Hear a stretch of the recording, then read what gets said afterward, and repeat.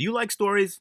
Because I like stories, and I have a story for you all today. Today, we're going to talk about Tesla, the often disputed, but clearly the greatest automotive company there ever was, and my hilarious relationship with them. But just to clear the air, if you don't know who I am nobody, okay? I like to fix and build things that people would normally throw away because we live in a throwaway society, and that bothers me. But thanks to the internet, you can watch me do said things. I do this for three reasons. One, it's fun. Two, I like to learn how things actually work.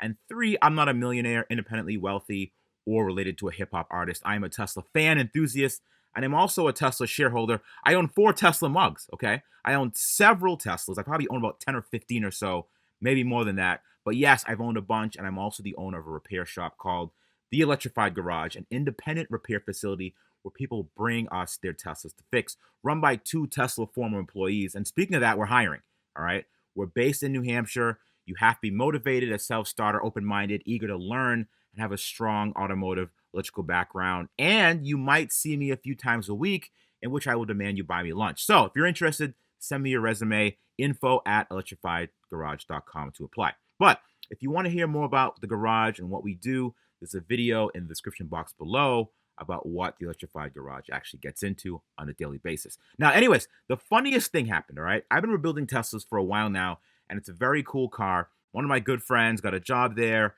He brought the car over to my house, took me for a ride. I fell in love with it. I bought a salvage flooded one. A year later, I thought it was an awesome, cool company until I hit my first roadblock when I was trying to buy parts from them to fix my wrecked car. So I had the salvage car, right? I called Tesla for parts because at the time you couldn't get them anywhere else, and there were hardly any used parts of them online. And I called them like, hey, can I have some parts, please? And their response was, we won't sell you anything because you don't know anything. You're a peasant. Why would you fix one of these yourself? What are you, poor?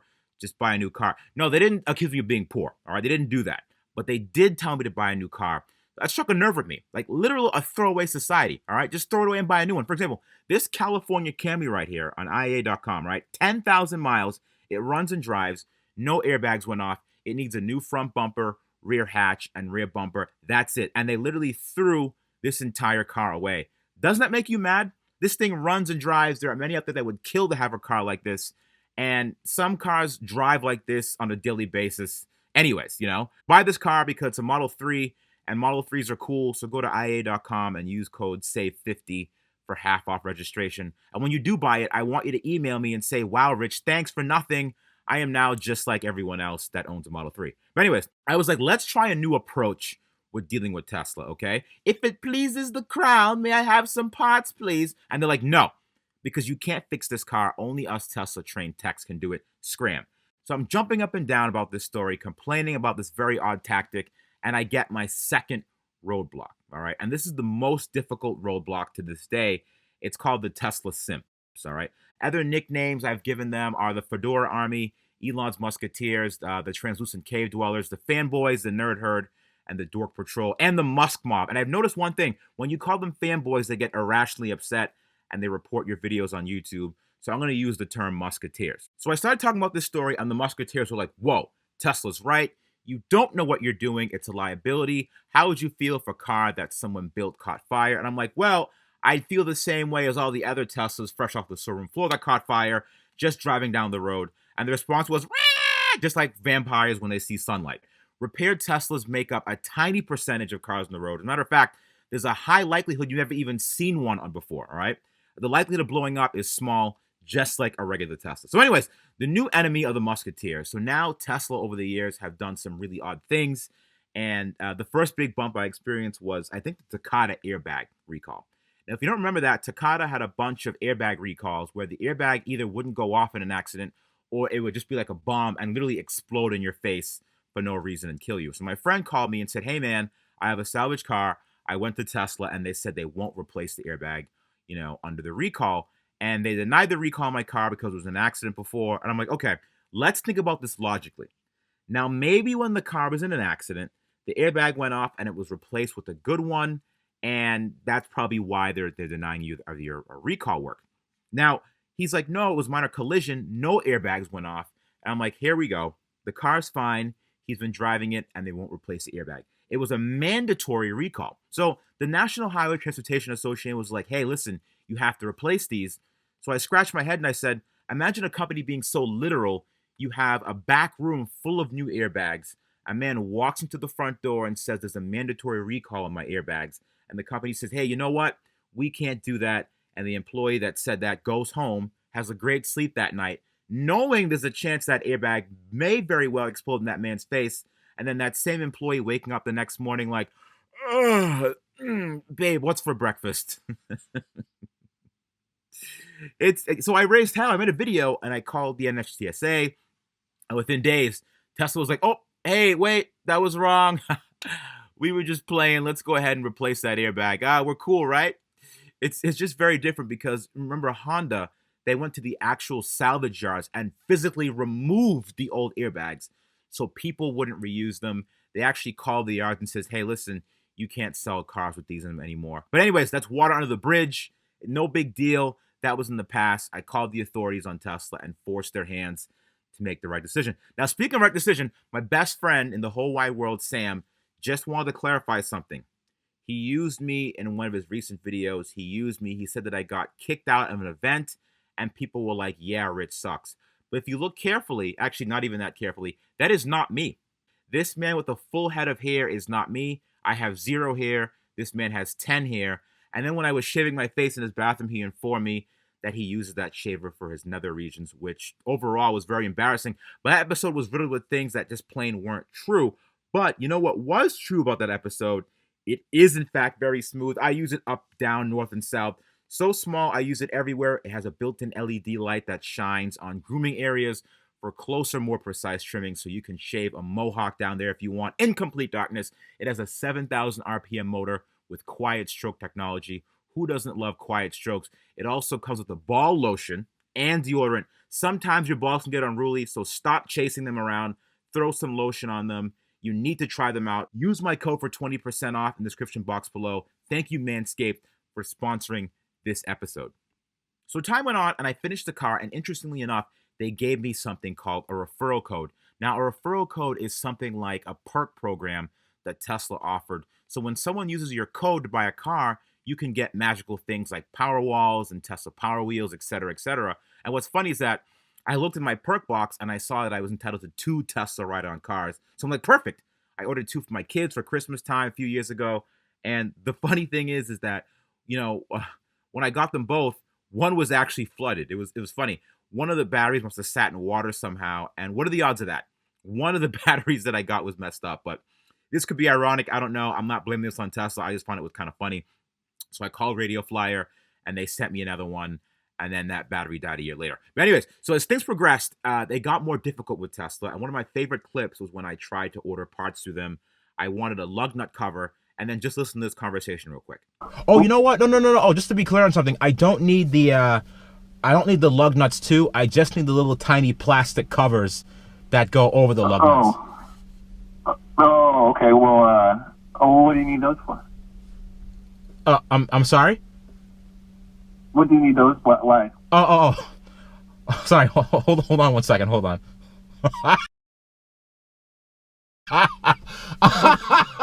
That's what it was like 2 years ago. And then Vice reached out to me to do a documentary about the whole Tesla thing, documenting all the issues I've had over the last few years. And it raised hell because now it had media attention.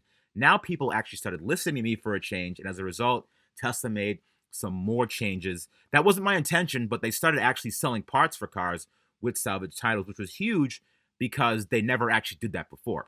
So I felt like it was a win. And if you watch the documentary, you'll know it's a great car and people just want to keep them on the road.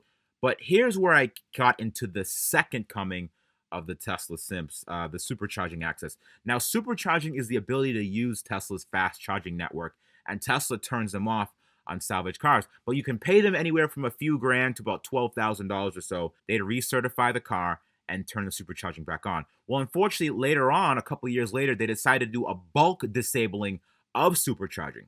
So everyone that paid to have it turned back on in a lot of cases was out of luck. So if you pay them whatever it was, there's a likelihood that they turned it back off again. And I was like, well, that sucks. Okay. Then months later, it happened to me as well. The car that I bought, they turned it off on that car as well. So imagine paying to have it turned back on, and Tesla said, hey, you know what?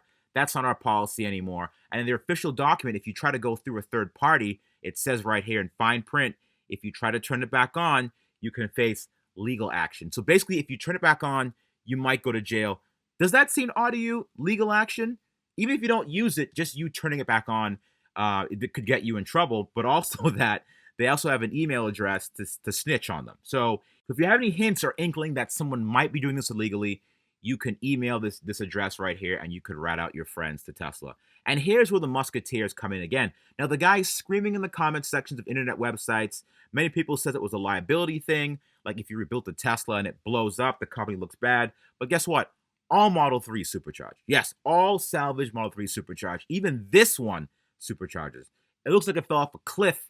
Forgive me, but how is this not a liability again? Out of the 30 plus salvage Model 3s I've come across, all of them supercharged. So no, it's not a liability thing. If they care about liability, they would probably replace that airbag without the NHTSA getting involved. But so during this time, my referral code people were actually using it, which was awesome.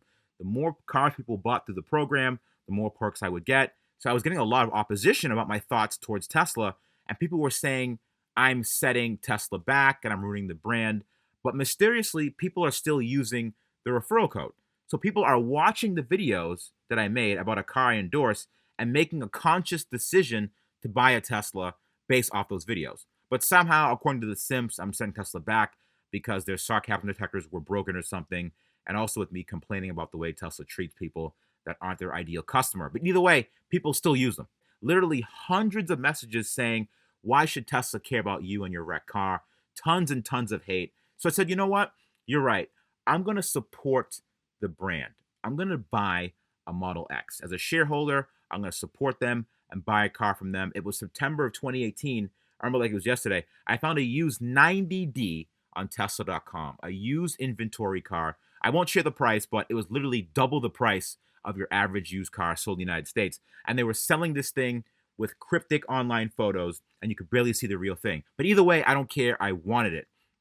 And my word, what a story. I have a link to that whole series in the description box below. But basically, they said the car is located in New York and it'll be shipped to Massachusetts, and I should have it in a few weeks for a used car, by the way. Well, long story short, I ordered in September, and December 24th rolled around and still no sign of the car. I said, hey, any chance of me getting the car this year? And they were like, sure, no problem. Now, remember, I said nothing for months. Finally, I got fed up. And in January, I released a video called Elon Where's My Car? And it spread like wildfire. Tesla saw the video, and I still didn't get the car. I released a video every week, 4 videos until the car was in my hands.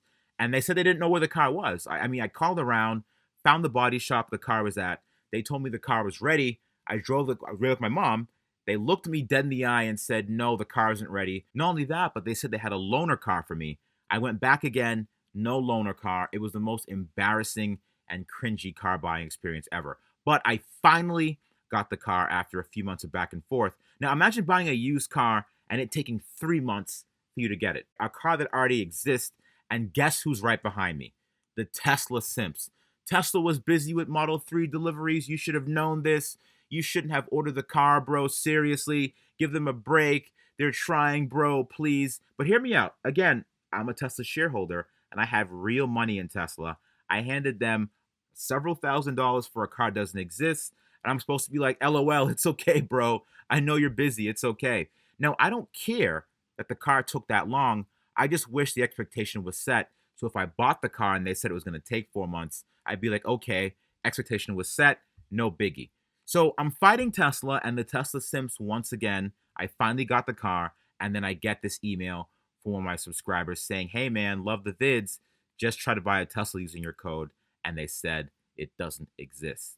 So no biggie, I emailed Tesla and said, hello there, I hope this email finds you well. I've recently discovered that my referral code link has disappeared and the loot box has disappeared as well. Here's my code. I know the program's ending on the 1st, but I'd like to get credit for a Roadster if possible. Thank you.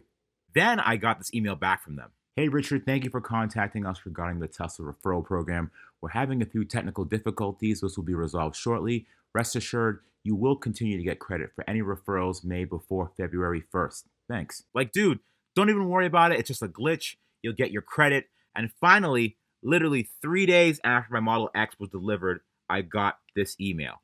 Hey Rich, sorry for the delay, but the request to have your referral link reactivated was denied. While your account was initially affected by a technical issue, Upon further review of your account, we believe that actions you have taken on your YouTube channel are in bad faith towards the company and contrary to the intent of the program.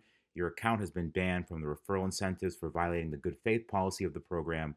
We will be withholding any awards that you have yet to be fulfilled. And that's really it, folks. Now, I'm not mad or annoyed or anything. I admit I really wanted a Tesla Roadster, but no one needs a Tesla Roadster. It's probably the biggest first world problem there is. And boo-hoo, I'm not getting free perks for selling a whole bunch of cars. Wah. But this is to let everyone know that has purchased the cars, so the code is no longer valid. And since I've made so many YouTube videos, it's hard to go back and remove the code from the description boxes.